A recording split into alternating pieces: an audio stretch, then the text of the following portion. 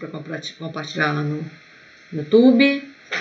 E eu selecionei, então, algumas questões, já que vocês não disseram para mim, para a gente resolver hoje.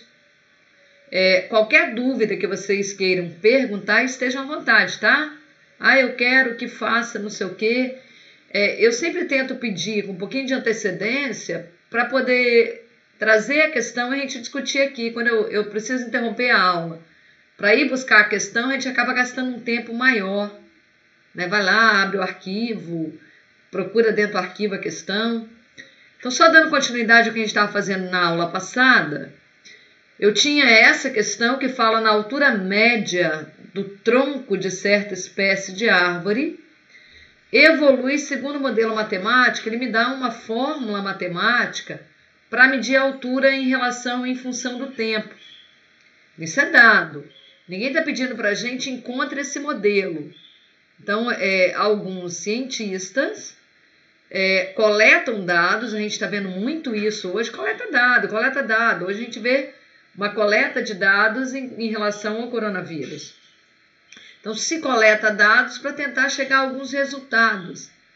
Então, em relação à altura, né, o H aqui de uma certa espécie de árvore, eles estão dizendo para a gente que a fórmula que mede a altura, H é bem sugestivo para a gente que fala em altura, está dada em função de T provavelmente seja o quê? Tempo. Observe que ele fala aqui, T é dado em anos, a unidade da medida de tempo, a unidade é anos. E a unidade de altura é metros. E a fórmula que mede a altura é essa daqui, 1,5, somado com uma parcela que é obtida usando o logaritmo. Então, log de t mais 1 na base 3. Então, ele aqui está dando uma planta para a gente que num determinado instante já começa com uma altura 1,5. Isso acontece muito quando nenhuma planta nasce com altura 1,5, né? Mas é comum a gente comprar uma muda de uma determinada planta e plantar aquela muda. Então, quando você compra uma muda, você já compra com uma determinada altura. E ele diz que o que ela aumenta em função daquele instante que você está medindo é essa parcela aqui, ó. Então, ela já começa no instante zero com uma altura valendo 1,5. Observe que se eu calcular aqui, ó, quanto vale H no instante zero? 1,5, somado com o log de 0 mais 1, que dá 1, na base 3. Então, somado com o log de 1, independente da base, é 0. Né? Então, a altura no instante zero é igual a 1,5. Ele não está dizendo para a gente que a árvore já nasce com 1,5 m de altura, tá, pessoal? Mas poderia ser uma muda que foi obtida, é comum a gente comprar muda. Tá legal, a altura média do tronco tem essa fórmula aí. Se uma dessas árvores foi cortada quando o seu tronco atingiu 3,5 metros de altura, então a informação que ele está dando aqui para nós, ó, não é o tempo, é a altura. E aí o que ele quer determinar? Quantos anos são necessários para que a árvore atinja essa altura? Né? Então ele dá a altura em um determinado instante desconhecido, ele quer conhecer. Então ele fala para nós, a altura vale 3,5. Só que eu não sei quanto vale T, então T é o valor desconhecido. Então isso é o que ele pede para nós, sendo dada a altura. Quanto vale T quando a árvore atingir a altura de 3,5? Então o que a gente precisa fazer? Pegar a fórmula que mede a altura em qualquer instante. Então essa formulazinha aqui em cima, que ele deu, né? A gente tem um pouco de dificuldade ainda para fazer uma coisa desse jeito. Então ele me deu isso aqui, ó. Então o que eu preciso fazer? No lugar do H eu pus 3,5. E no lugar do T, eu não sei o que colocar, eu preciso determinar. Então, observem aqui que o T eu desconheço, enquanto que no lugar do H, né, aqui no lugar do H de T, a gente substituiu o valor 3,5. Com isso surgiu, nesse momento aqui, ó, uma equação. Tem incógnita T e tem igualdade. Então, isso é uma equação chamada de equação logarítmica. Então, eu, diante dessa equação logarítmica, percebo que é possível juntar os números, né, os fatores independentes da incógnita. Então, é possível juntar o 3,5 com 1,5. Então, junto os dois, juntei, o valor deu 2. E sobrou do lado direito da minha igualdade uma expressão que tem logaritmo. Então, eu tenho número igual a logaritmo. Bom, o que você quer achar? Eu quero achar o valor de t, mas o t está preso no logaritmando. Então, t está aqui, ó. Ele precisa sair do logaritmando. Então, uma forma dele sair do logaritmando é eu aplicando aquela equivalência que existe entre logaritmo e exponencial, que eu tenho que lembrar sempre. Então, o que acontece daqui para cá? Ó? A gente está usando a relação que vem lá da definição de logaritmo exponencial. Então, quem é base da nossa função logarítmica, da nossa expressão logarítmica, vira base da exponencial. O logaritmando, que está preso aqui no logaritmo, que é a entrada do logaritmo, observe que vira o resultado da exponencial, a saída do exponencial. Então, a gente tem aí 3² igual a t mais 1. Dessa maneira, a gente consegue, né, a partir dessa equação do primeiro grau, resolver e achar o valor de t. T igual a 8, 8 o quê? Tudo aqui. A altura foi dada em metro, a gente usou em metros. Então, o tempo acaba sendo obtido, no final de tudo, em horas, conforme ele... Em horas não, desculpa. Se eu coloquei horas, eu estou equivocada, né? A gente precisa apagar esse termo horas. Eu vou riscar assim, só para deixar destacado para vocês, ó. Tá vendo? Tá doido? 8 horas não, 8 anos, tá? Então, ele já tinha dito para nós que a unidade de tempo era anos, desde que eu trabalhasse com a unidade de medidas em metros. Tá certo, gente? Aí, se você trabalhasse com a unidade de medidas em centímetros, na hora que você descobrisse a unidade de tempo, ela seria em quê? É melhor não fazer isso. Então, se ele me desse a altura da árvore em centímetros, a árvore está valendo 300 centímetros. Primeira coisa que eu tenho que fazer é converter para metros. Tá? Então, a fórmula exige de mim que a altura seja em metros e que o tempo seja em anos. Beleza? Perguntas em relação a essa questão? Então, essa é uma questão que já estava resolvida. Não sei se vocês olharam a resolução. Alguém quer perguntar alguma coisa? Luísa está digitando. Tá tudo bem, né? Tudo certo. Vamos lá, vamos para a próxima. Então, o que a gente tem aqui na que estava lá também? Expresse na forma de intervalo o domínio dessa função que está aí. O que ela é? Ela é uma função logarítmica. Então, observe que ela tem um log aqui, ó. Então, a base da nossa função logarítmica não depende de x. Ela não está escrita ali. Quando a base não está escrita, ela é 10. Ela não depende de x.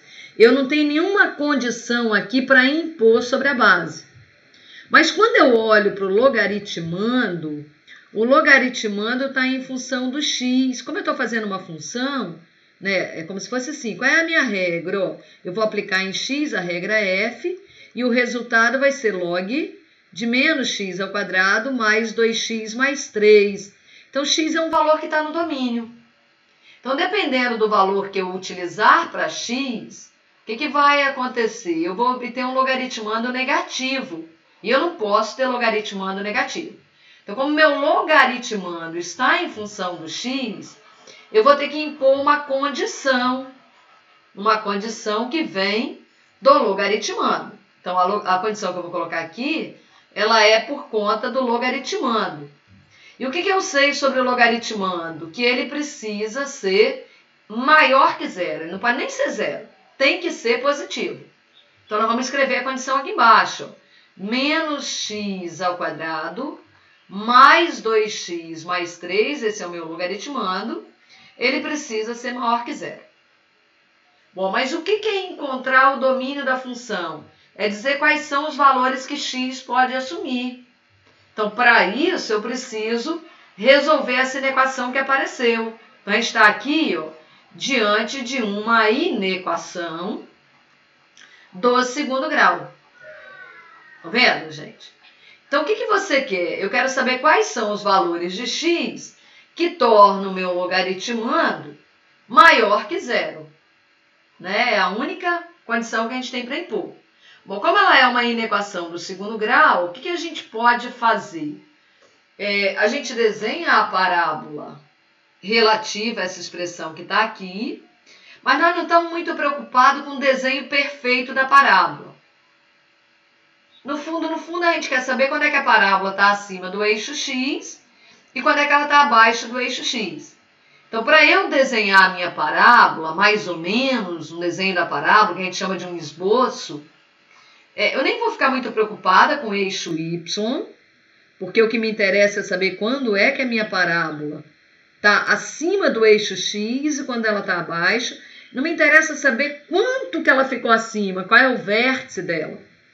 Então, assim, eu vou desenhar a minha parábola e eu já sei como A é negativa, ela tem a concavidade para baixo. Né? Então, eu vou desenhar ali uma parábola, vou fazer um esboço de uma parábola que tenha concavidade para baixo. Quando eu faço esses dois pontinhos sobre o eixo x, de certa forma, eu estou imaginando que a parábola vai cortar meu eixo x. Nem sempre uma parábola corta o eixo x. Né? Quando é que ela corta o eixo x? Quando a expressão quadrática tem delta maior que zero. Então, para eu saber se esses dois pontos realmente vão existir, o que eu preciso fazer? Pegar ali a expressão que está em cima, menos x ao quadrado, mais 2x mais 3. Lembrando que do lado direito aqui da minha inequação eu tenho que ter zero. Ah, mas não era. Mas tem que ter, passa todo mundo para o outro lado. Vou pegar essa expressão, vou igualar a zero. Com isso, eu deixo de ter a inequação para ter a equação do segundo grau. Mas também eu estou querendo saber quando é que é igual a zero. Tá vendo? Quando é que a parábola corta o eixo x? Quando é que a expressão quadrática é igual a zero? Resolvo essa equação do segundo grau. É comum a gente multiplicar por menos 1 aqui, ó.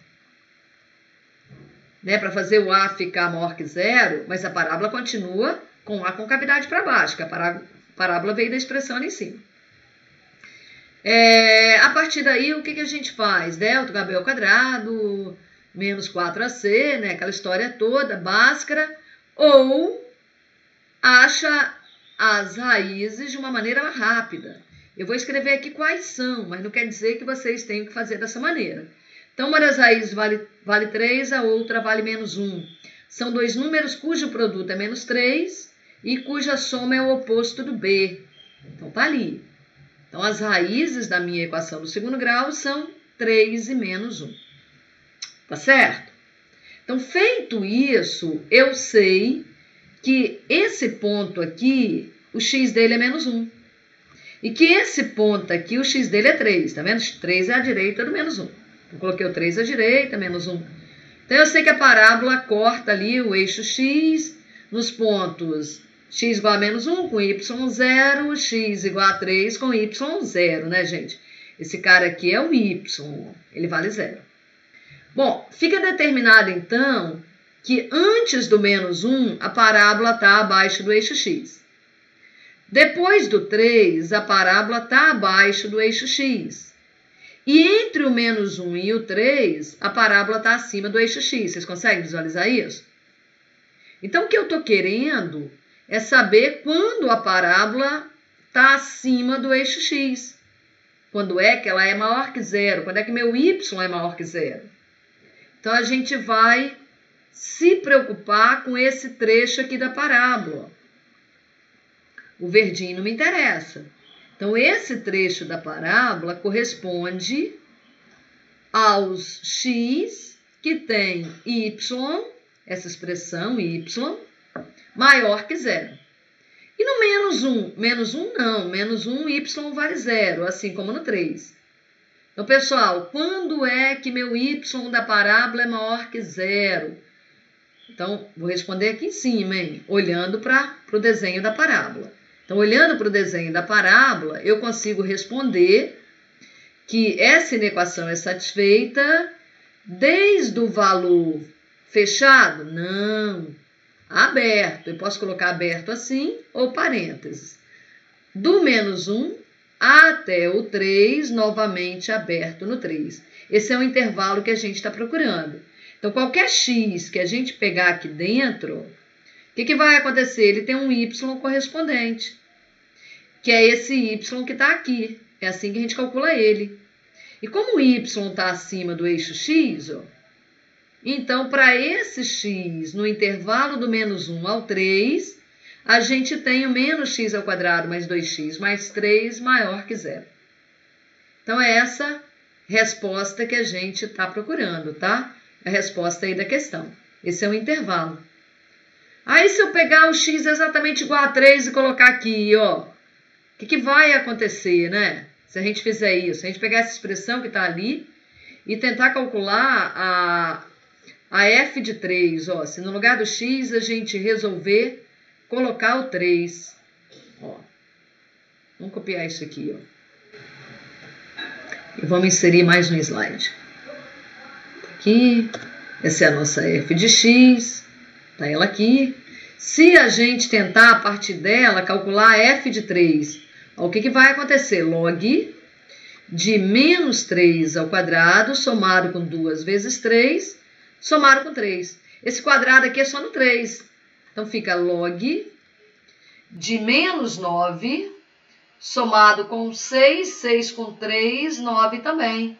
O que me daria log de 0. Mas log de 0, isso aqui não existe. Claro, o x não pode ser igual a 3. A gente viu que o 3 está fora do intervalo. Da mesma maneira, se eu pegasse o menos 1, quanto vale f de menos 1? Log de menos 1 ao quadrado não vai existir também, tá, pessoal? Mais 2 vezes 1, somado com 3. Não é isso mesmo? Não, né? 2 vezes aqui quem é? Vamos apagar aqui. Aqui 2 vezes menos 1. Ó. Meu x igual a menos 1, somado com 3. O que me daria o log de quem? De menos 1, menos 2, somado com 3. Novamente, eu teria que calcular o log de 0, que, de novo, não existe. Só existe log de números que são maiores que 0. Beleza?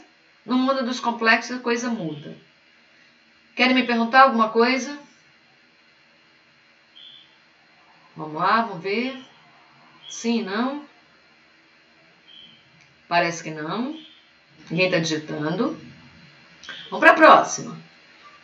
Uma questão muito semelhante à anterior, né, quase que idêntica. Porém, pessoal, eu aqui vou ter duas condições. Eu não tenho uma condição só. Quais são as condições que eu vou ter que impor nessa questão?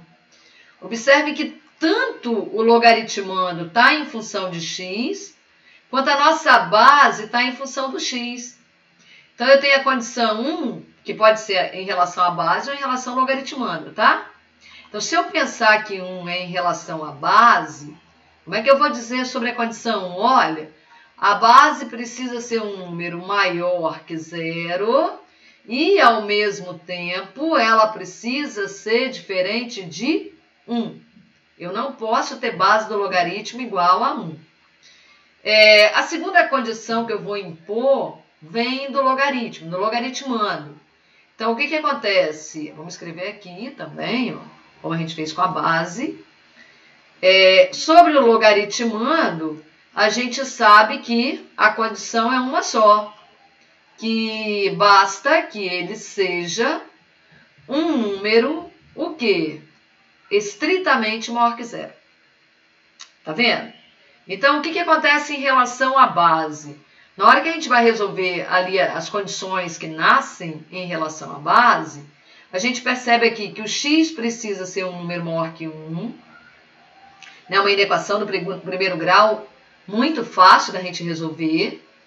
Além disso, o x precisa ser diferente de 2, né? Essa desigualdade também é muito simples. E além de satisfazer as condições que vêm da base, eu preciso satisfazer as condições da base e a condição do logaritmando.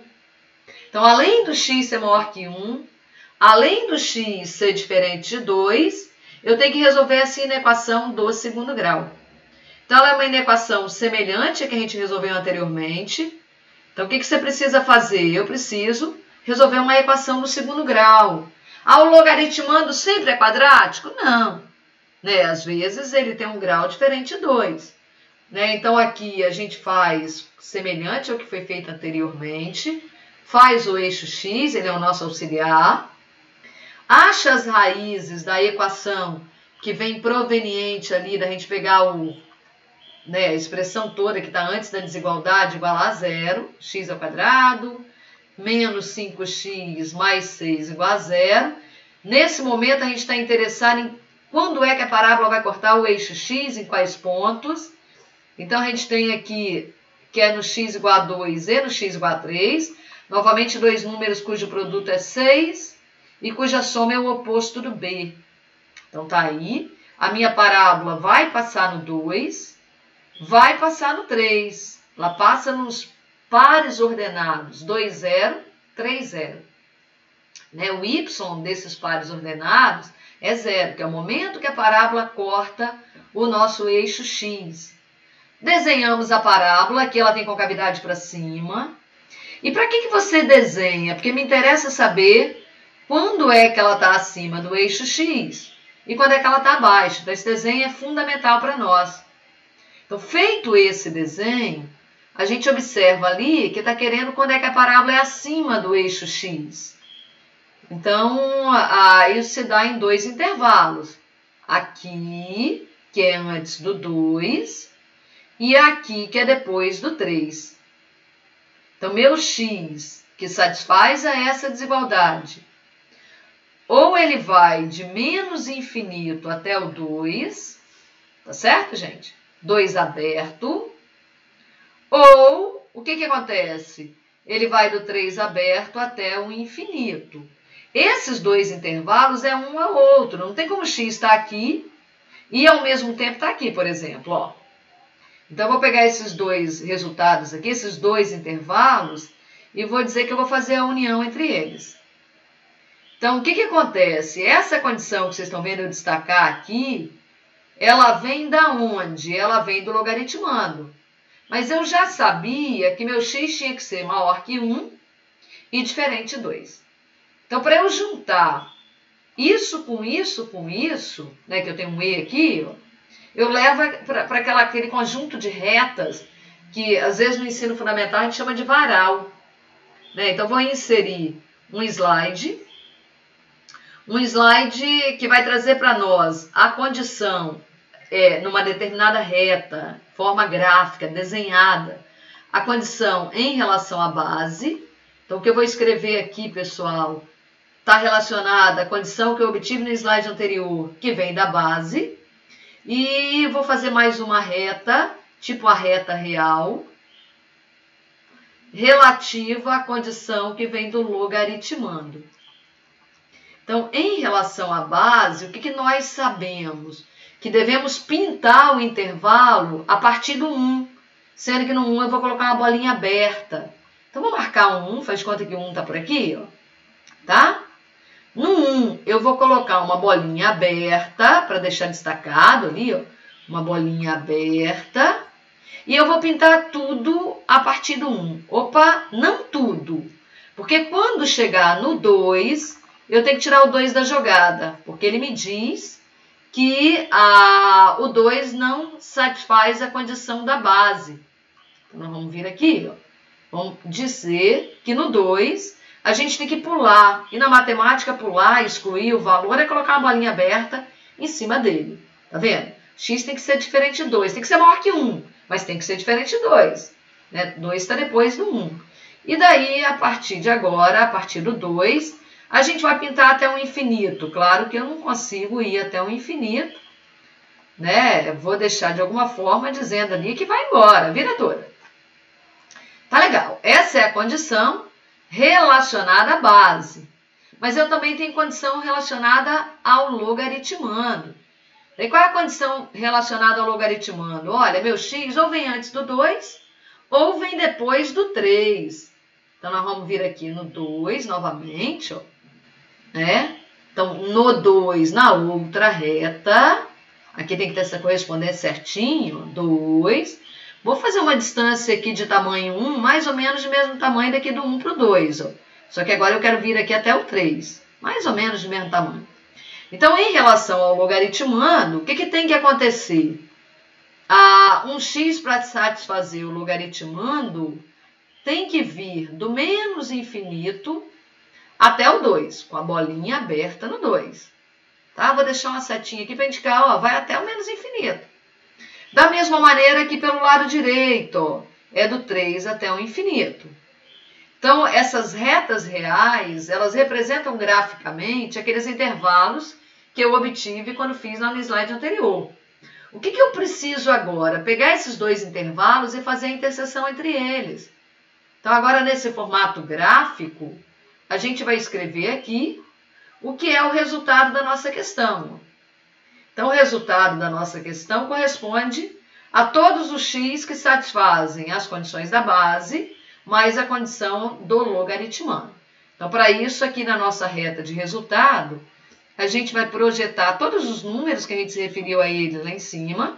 Então, um deles é um 1 com a bolinha aberta, o outro é um 2 com a bolinha aberta e o outro é um 3 com a bolinha aberta.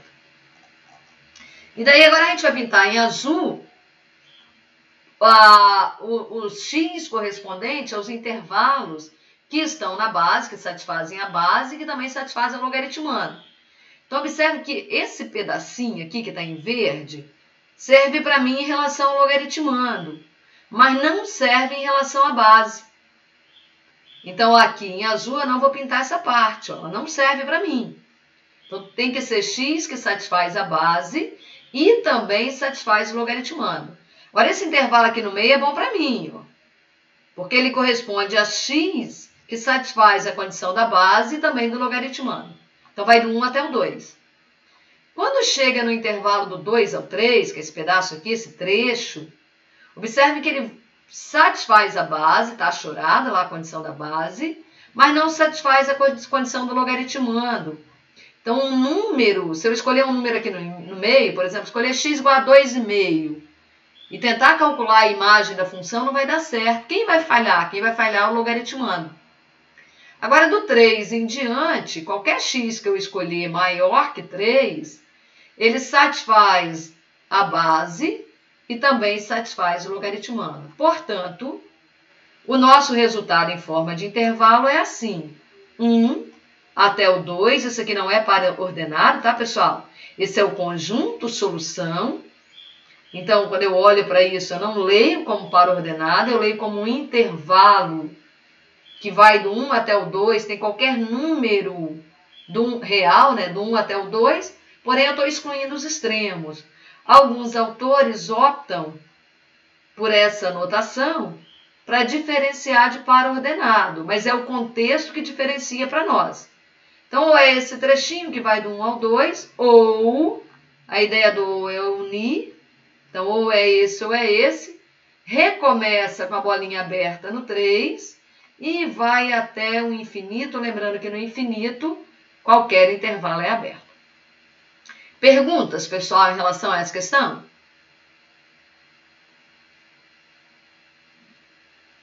Então, de acordo com o nosso prometido, a gente vai até mais ou menos umas 5h30, tá? Vamos ver o que a Luísa vai digitar. Fala, Luísa. Se vocês quiserem abrir o microfone, sintam-se à vontade, tá? Acho que Renzo estava digitando também. Pode falar, Luísa. O parêntese do infinito não é ao contrário? Não. Toda vez, Luísa, que eu escrevo um parênteses, não importa se é um número ou se é um símbolo de infinito. O parênteses representa para nós que o intervalo está aberto ali no extremo. A gente nunca inverte o parênteses. Quem a gente inverte é o cochete. Né? Então, assim, 3 infinito, eu poderia ter escrito assim, é igual a aberto no 3, tá vendo? Eu inverto o símbolo de colchetes, até aberto no infinito. Tá, pessoal? A gente não representa esse símbolo aqui, que às vezes vocês falam que é o sorriso, né? Não vamos fazer o contrário de boca chateada, tá? Tô zangada, nada disso. Então, sempre que a gente quiser falar em intervalo aberto usando colchetes, eu posso colocar o colchetes aqui invertido. Mas parênteses não. Beleza?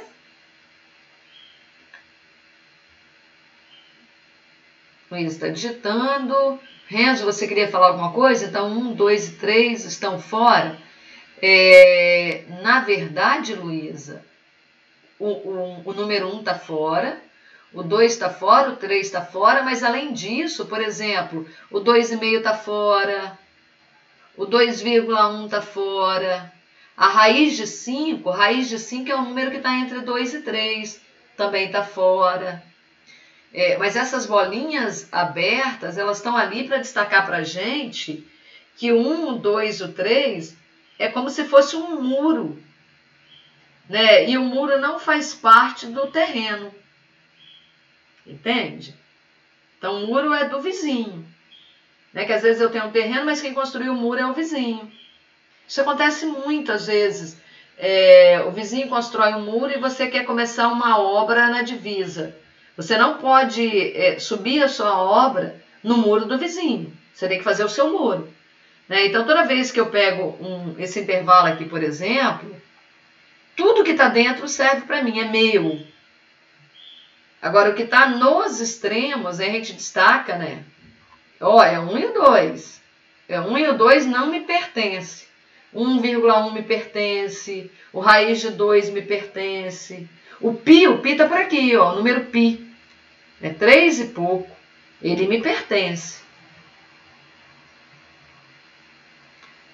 Podemos seguir? Vocês podem continuar perguntando que a gente vai respondendo, tá? É o objetivo da nossa aula síncrona, né? Vocês poderem falar, trazerem as dúvidas.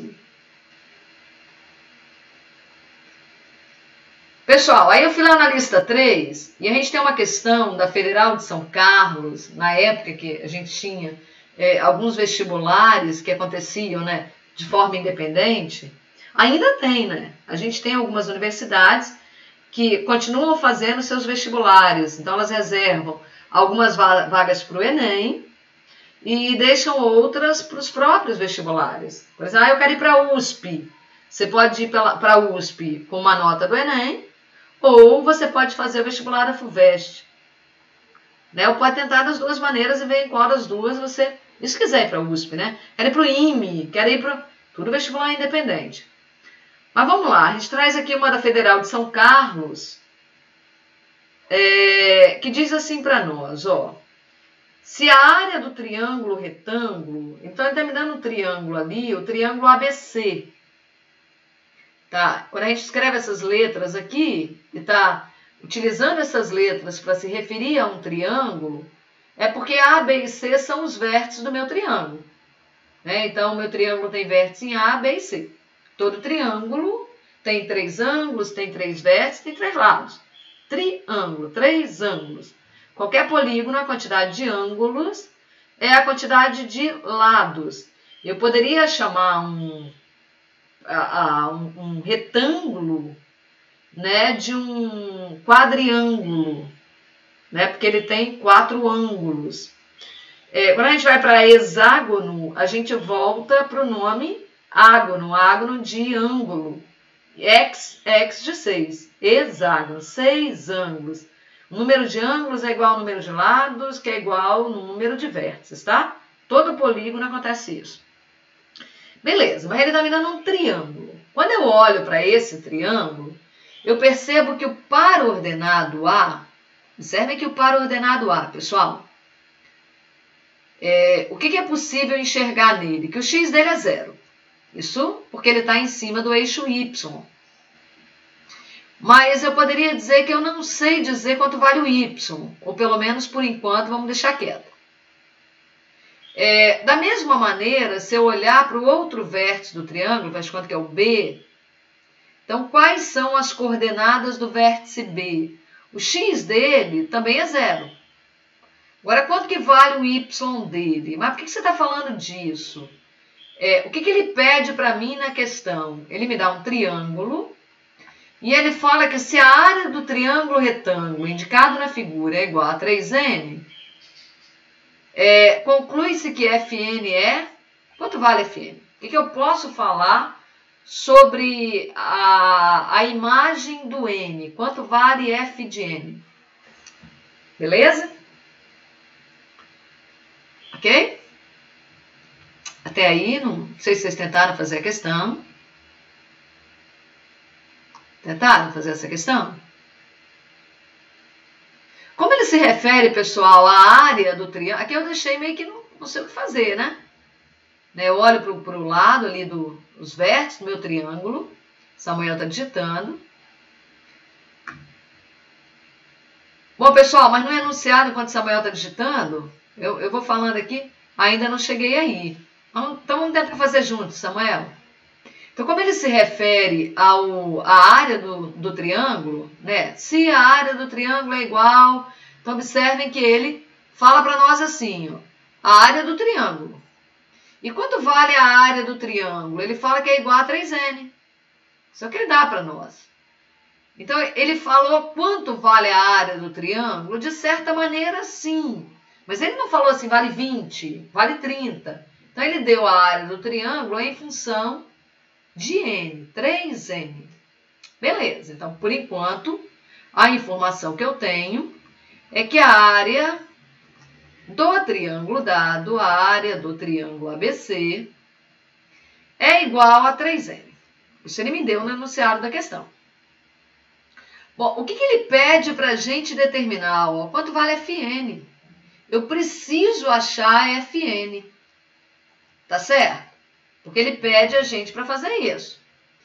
Bom, ele deu a regra F, ele deu, de certa maneira, ele falou para a gente aqui no desenho que f de x, ó, f de x é igual a 2 elevado a x.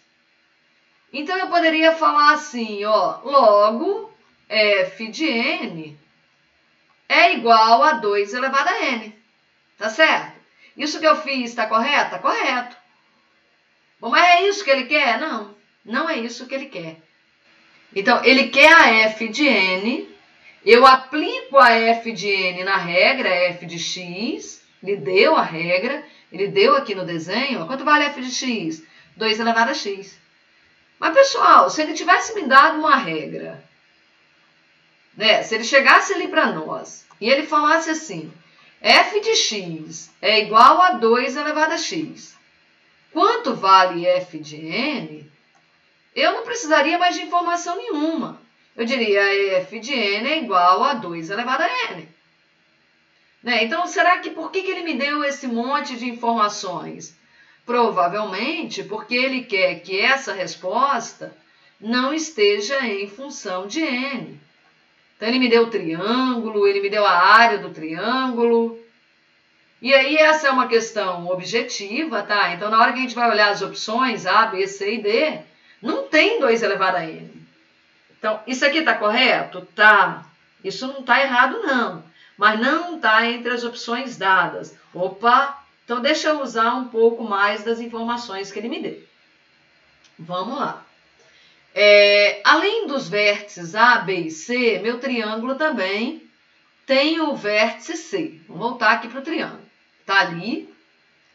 Bom, em particular, vamos olhar aqui o vértice C. Depois a gente olha o B e o A. Então, se eu olho para o vértice C, ele além de ser vértice do triângulo, né, C é um vértice do triângulo, todo mundo está vendo isso.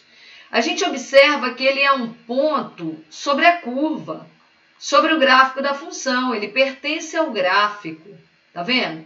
Ele está em cima do gráfico de f. Não é do f não, de f. Tá? Então, o ponto C, ele pertence à curva cuja regra é 2 elevado a x. Olhem o desenho aqui da exponencial.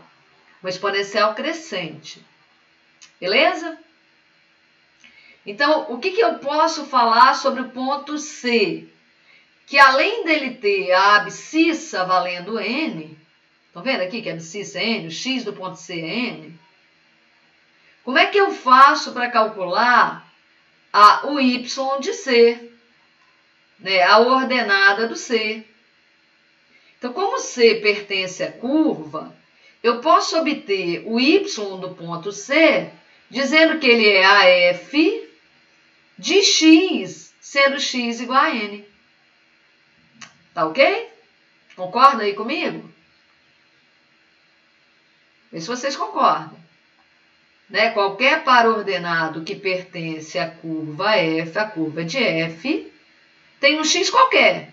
E tem um y dado pela regra, 2 elevado a x. Então, quando x for n, a nossa imagem, a ordenada do ponto, é igual a 2 elevado a n. Então, o ponto C tem coordenadas n, 2 elevado a n. Vê se vocês concordam aí comigo. Agora, olha que interessante aqui, ó. Eu tenho certeza que esse segmento que ele tem ali, que ele faz para nós, que é o lado BC do triângulo, esse segmento aqui, ó, eu tenho certeza que ele é paralelo ao eixo X, porque ele chega formando 90 graus aqui com o eixo Y. Então, esse segmento vermelho, ele é paralelo aqui ao eixo X. Mas o que isso significa? No desenho eu também estava achando que era. Isso para nós é importante, porque ele nos permite verificar que o y do ponto B é igual ao y do ponto C. Então, nós temos essa certeza. Beleza? Então, aqui, ó, eu vou dizer que o ponto B tem coordenada 0, 2 elevado a n. Tá, gente? Bom, vamos lá para mais uma etapa ali do nosso desenho. Ele faz pontilhado, uma conexão que começa aqui no x igual a 2n, ela sobe, sobe, sobe, sobe, encontra com o gráfico da f, percebe que ela encontrou, e ele sai com um segmento aqui paralelo ao eixo x. Então, o que ele quer dizer para nós? Que o y desse ponto é igual ao y de A. Consegue visualizar isso, pessoal? Então, esse ponto aqui, ó, ele pertence ao gráfico da minha f. Então, as coordenadas dele são 2n, o x dele é 2n, e o y dele eu calculo aqui usando a fórmula 2 elevado a x. Então, vai ficar 2 elevado a 2n. 2 elevado a meu x é 2n. Dessa maneira, eu posso afirmar que o ponto A tem coordenadas x igual a 0 e o y valendo 2 elevado a 2n. Tá certo? Então, até aqui tudo bem, pessoal? Então, a gente tem essas informações. Além disso, o que mais que ele me deu? Ele falou sobre a área do triângulo. Mas ele falou sobre a área do triângulo para nada? Não. Ele falou sobre a área do triângulo para eu também calcular a área do triângulo, usando as informações que estão aqui no gráfico. Então, se eu uso as informações que estão no gráfico, eu poderia dizer que a área do meu triângulo nada mais é que a altura dele, e eu consigo obter a altura ali pelo gráfico. Então, isso aqui é a altura do meu triângulo. Posso considerar isso aqui como sendo a altura. E a base do meu triângulo é esse pedaço aqui, ó. Tá certo, gente? Então, você tem como calcular a área do triângulo? Tenho. Base vezes altura, dividido por 2. Então, vamos lá. Como é que você vai fazer ali? Deixa eu coletar esse pedacinho. Eu vou recortar um pedacinho. Vão vir algumas informações que não me interessam. Né? Vai vir um desenho um pouco... Mas, enfim, vamos lá. Então, tá aqui o pedacinho que eu coletei. Fechar isso aqui. Assim, ó. Então, tá aqui o meu triângulo. Então, eu preciso determinar essa medida, que é a altura do meu triângulo, e essa medida que é a base do meu triângulo. Então, pessoal, a base do meu triângulo, de certa maneira, é esse segmento, ó, que vale N. E se vocês concordam comigo. Então, a base do triângulo, tamanho da base, é igual a N. Vou chamar de B, né? Vou chamar de base, não. Então, B, pensando que B é a base do triângulo, é igual a N. Já a altura do meu triângulo, vou colocar assim, base do triângulo, altura do triângulo, é esse pedaço aqui, ó. Então, como é que a gente pode fazer para determinar esse pedaço? Se eu pego isso tudo, isso é o Y do ponto A. Isso tudo aqui, ó. Essa medida vertical aqui. Se eu pego esse pedacinho aqui, ó, ele é o Y de B. Então, se eu faço o Y de A menos o Y de B, eu tenho a altura do triângulo. Y de A menos o Y de B. Já vejo o que você está digitando aí, Luísa. Vem aqui, tá?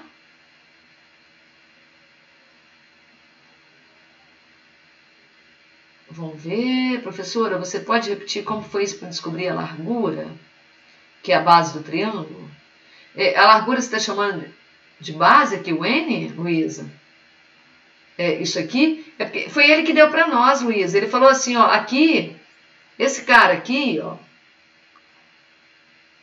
ó, esse cara aqui é o eixo X. Eu queria fazer em preto, não em lilás. Ó, esse é o eixo X. Aí ele falou que aqui está o 0, 0, né, a origem do sistema cartesiano. E ele falou que aqui é N. Então, o que eu sei?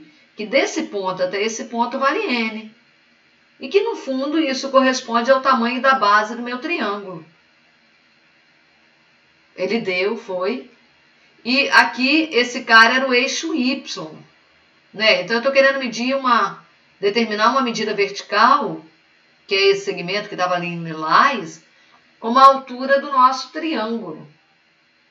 Aí, quando a gente olha, dá para medir esse pedaço. Então, se a gente vier aqui e tentar medir esse pedaço com a régua, a gente não vai conseguir determinar. Ó. Se eu pegar a régua e tentar medir esse carinha aqui, ó, eu não vou conseguir. Né? Então, como fazer para determinar esse pedaço aí? Ó? Não posso usar a régua, até porque fica literal. Bom, quais são as informações que eu tenho? Eu tenho o Y do ponto A. E o que eu sei sobre o Y de um determinado ponto? Ele é a medida, né? Ali na vertical, que sai do ponto e vai lá no eixo X. Então, é toda essa medida. Da mesma maneira, o Y do B. É uma medida que sai ali do ponto B e vai até o eixo Y. Então, quando eu faço esse pedaço grande menos esse pedacinho aqui, o que sobra é a altura do nosso triângulo. Então, beleza. Já tem a base e já tenho a altura, que parece que está ali em função do Y de A e do Y de B, mas eu já tinha essas medidas extraídas lá atrás no desenho. Então, quem era o Y de A? 2 elevado a 2N. A gente só vai colocar aqui. 2 elevado a 2N. E quem é o Y do B? Estava também aqui atrás, ó. 2 elevado a N. Então, novamente, vamos colocar aqui. Então, dessa forma, a gente tem a base do nosso triângulo e a altura, observe, tudo em função do N. Né? Então, com essas medidas, eu consigo calcular a área de um triângulo qualquer. Então, quanto vale a área do nosso triângulo? Base do triângulo vezes a altura do triângulo dividido por 2. Pega os valores que a gente tem. A N vezes 2 elevado a 2N menos 2N dividido por 2. Então, dessa maneira, pessoal, a gente calculou a altura. Né? Então, Desculpa, a altura não, a área. Ah, bom, então acabou. Não, pera, calma. Ele não pediu para determinar a área, ele não pediu para entregar a área em função de n. Ele deu a área. Ele deu a área é igual a 3n. Então, o que a gente vai fazer? Vai pegar a informação que ele deu e vai igualar essa informação que também mede a área. Então, feito isso, feito nada, eu ainda não fiz, só estou trocando a cor do pincel. Então, eu pego a área que eu acabei de obter, tá ela aqui, e vou igualar a 3n, a área do triângulo é igual à área do triângulo. Uma dada no enunciado, a outra obtida aqui por nós. Dá para eu simplificar? Esse n dá para ir embora com esse n, tá certo? Então, se eu simplifico n, imaginando que n é um número diferente de zero, sobra aqui para nós o seguinte: 2 elevado a 2n menos 2 elevado a n é igual a 6. Então, a gente tem essa informação aqui, ó. Tá certo? E agora, Senhor, o que eu posso fazer? Bom, o que ele quer de mim, né? O que ele quer de mim? Já juntei área, já mostrei para vocês no desenho o que cada ponto daquele significava. Volta no enunciado, pessoal. O que ele quer de mim? Ele quer a f de n. E a f de n é 2 elevado a n. Então, no fundo, ele quer saber quanto vale 2 elevado a n. É isso que ele quer de nós. E o que você pode fazer para determinar isso? Eu posso resolver essa equação que está aqui, ó. É ela que vai me ajudar a determinar quanto vale o valor que ele está pedindo para nós. Então, vamos colocar mais um slide. Então, observe que eu estou aqui com uma equação. Deixa eu cortar aquela parte rosa. Eu tenho uma equação. Essa é uma equação do tipo exponencial. Uma equação exponencial bonitona. Olha que equação exponencial legal. Se ela fosse assim, ela não é, tá, pessoal? 3 de 2 elevado a n mais 5 de 2 elevado a n igual a 10, por exemplo. Então, o que acontece ali? Eu tenho duas parcelas que são do tipo potência e as duas parcelas têm a mesma potência. Então, eu só juntaria as duas. Eu tenho 3 somado com 5. Eu tenho 8 coisas de um mesmo tipo. Todas elas valem 2 elevado a n. Tá vendo? Juntei coisas iguais. E simplesmente escreveria isso. Depois eu diria que 2 elevado a n é igual a 10 dividido por 8. Ainda que 2 elevado a n é 5 dividido por 4. Simplifiquei a minha fração. E agora, pessoal, eu diria então que se o objetivo fosse encontrar 2 elevado a n, eu encontrei. Mas essa equação que eu fiz aqui à direita não é do tipo a que ele pediu para eu resolver. Elas são de tipos completamente diferentes. Então, eu tenho ali duas potências, mas uma é 2 elevado a n. A outra é 2 elevado a 2n. Esse 2 que vocês estão vendo aqui, ó. O que eu vou fazer com ele? Esse 2 que está aqui, ó.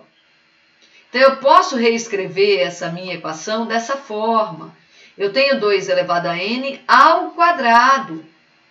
Então, esse termo que está aqui, ele é o quadrado desse, ó. Eles não são iguais. Um é o quadrado do outro. O primeiro é o quadrado do segundo. Então, vamos lá. Menos 2 elevado a n. Esse é um tipo de equação exponencial que também aparece com uma certa frequência. Tá, gente? Então, vocês viram ali, eu tinha um 2 elevado a 2n. Estou falando para vocês como é que a gente faz para tratar numa situação como essa. Tá legal, mas você continua com a equação exponencial? Continuo. Mas eu vou tratar essa equação exponencial como se ela fosse uma equação do segundo grau. Então, eu tenho aí uma potência e tenho um quadrado dela. Eu tenho uma potência, que é a potência 2 elevado a n, e além de ter a potência 2 elevado a n, a gente também tá aí, a potência 2 elevado a n, a gente também tá com o quadrado dela. Então, numa situação como essa, o que a gente faz? A gente pega a nossa potência e substitui por uma letra, preferencialmente uma letra que não faz parte do exercício. Y fez parte do exercício porque tinha eixo Y, X fez parte do exercício, vamos a Z. Z não tem nada a ver com exercício. Então, o que vai acontecer? No lugar da potência 2 elevado a n, eu vou colocar Z, aí vai ficar Z ao quadrado, menos Z igual a 6. Então, eu fico diante de uma equação do segundo grau. Todas as vezes que eu for resolver uma equação do segundo grau, eu tenho que escrever a minha equação na forma padrão. Todo mundo do lado esquerdo. Ax ao quadrado mais bx mais c igual a zero. Essa é a forma padrão. Então, eu estou diante aqui da minha equação do segundo grau. Dois números cujo produto é 6 e cuja soma é o oposto do b, é 1. Então, eu acho que são esses dois aqui. Z' igual a 3 e Z duas linhas igual a menos 2. Então, se eu pegar esses dois números, 3 e menos 2, multiplicado a menos 6. E se eu pegar os dois somar, vai dar 1, que é o oposto aqui do... Tá, pessoal? Então, eu encontrei esses dois valores, 3 e menos 2. E agora? Agora mais um slide. Então, eu tenho ali dois valores, Z igual a 3 e o outro é o Z igual a menos 2. São dois valores que na minha equação do segundo grau, o Z pode assumir. Só que o Z entrou na jogada para facilitar a resolução de uma equação do tipo exponencial. Então, o que eu preciso fazer? Retroceder, voltar. Quem é Z? Estou retrocedendo, hein, pessoal? Quem é Z fazendo a conexão com a potência? 2 elevado a n. Então, eu descobri aqui que 2 elevado a n, que é o que eu estou procurando, é igual a 3. Olha, se o Z for negativo, aí eu teria o 2 elevado a n igual a menos 2. Essa resposta aqui eu não posso dar. Ela é inviável. Jamais uma potência vai assumir o valor negativo. Então, eu descarto, tá? Eu não vou dizer que 2 elevado a n é igual a menos 2. Não tem a menor chance de 2 elevado a n dar menos 2. Então, aquilo que ele tinha perguntado para nós, quanto valia f de n? Quanto vale f de n? Então, no primeiro momento, a gente pegou a regra f, que pega a entrada e faz 2 elevado a ela, e descobriu que a f de n era 2 elevado a n. Mas não tinha dentre as opções, 2 elevado a n. Então, a gente teve que fazer toda essa evolução para descobrir que 2 elevado a n é igual a 3. Então, a nossa resposta é igual a 3. Viram que essa questão foi mais trabalhosa, mais interessante, talvez mais difícil, né? Pessoal, 5h30. Eu vou parar nessa questão. Eu tinha colocado outras questões na lista, mas sempre tem a mais, sempre tem a mais. Ó, tem a mais, na lista 3, na lista 4, tá? E a gente vai fazer isso na aula de quinta. Então, na quinta a gente volta a se encontrar e volta a resolver mais algumas questões. Vocês sempre deverão trazer as dúvidas. Eu ainda não entendi, não sei o que, traga. O objetivo de vocês estarem aqui comigo, não é eu ficar falando somente eu. Eu quero que vocês caminhem comigo. E quando eu falo isso, eu não estou falando, pessoal, da boca para fora. Normalmente, nós que optamos por irmos para a educação, a gente poderia ter ido para... no meu caso, eu sou conectada à informática, eu poderia ter ido trabalhar com informática desde a década de 90, e desde lá poderia estar... Mas eu não quis, eu quis ir para a educação. E estando na educação, nosso objetivo maior é que vocês evoluam, é que vocês compreendam o que a gente quer dizer com tudo isso. Né? É isso que a gente quer. A gente quer um melhor não só para a gente. Né? Porque, claro que se vocês... Eu aprovo todos vocês, mas vocês não sabem nada. Eu vou ser médico depois, mas possivelmente vai ser um médico ruim. Eu vou ser advogado, mas vai ser um advogado ruim. Ou eu vou ser um engenheiro, vai ser um engenheiro ruim. Então a gente quer que vocês evoluam, né? Que vocês aprendam, que vocês entendam os porquês de algumas coisas para lá na frente. Então, mesmo que não faça curso superior, qualquer área que vocês forem seguir, eu quero ter uma empresa de fazer bolo. Mas que nessa empresa de fazer bolo, vocês pensem da melhor forma possível. E da melhor forma possível não é só fazer o melhor bolo. É honestidade, é cuidar da higiene para que a gente não provoque lá um mal-estar para o cliente, né? Se eu falo que eu não vou colocar leite, eu não devo colocar leite. Se eu falo que eu não vou colocar trigo, eu não devo colocar trigo. Né? Enfim, porque algumas pessoas podem comprar, ser alérgicos a algum componente que eu coloquei ali. Então tem que ser honesto. Né? E a gente tem que aprender ao longo ali. Obviamente que a gente não fica discutindo honestidade, mas ela é fundamental, né? Talvez hoje, se a gente tivesse um povo um pouco mais educado, um pouco mais, que tivesse um pouco mais de empatia, né? Um pouco mais de amor ao próximo, a gente não estaria vivendo um momento tão difícil no nosso país.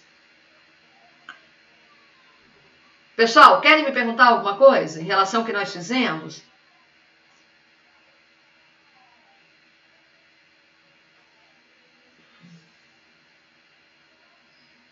Luísa está digitando.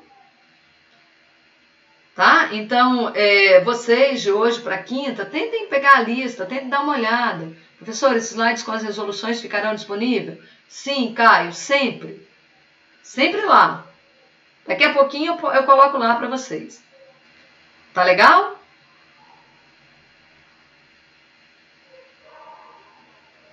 Vamos ver o que mais vocês estão digitando. Beleza? Então, pessoal, até quinta-feira. A gente se encontra na quinta-feira, no horário que possivelmente vocês têm disponível, que acho que é 16h30. Mais uma hora. Tentem pegar as listas e fazer. Tragam as dúvidas. Se cuidem, porque a gente quer se manter bem. Tá? Até quinta. Tchau para vocês. Fiquem com Deus.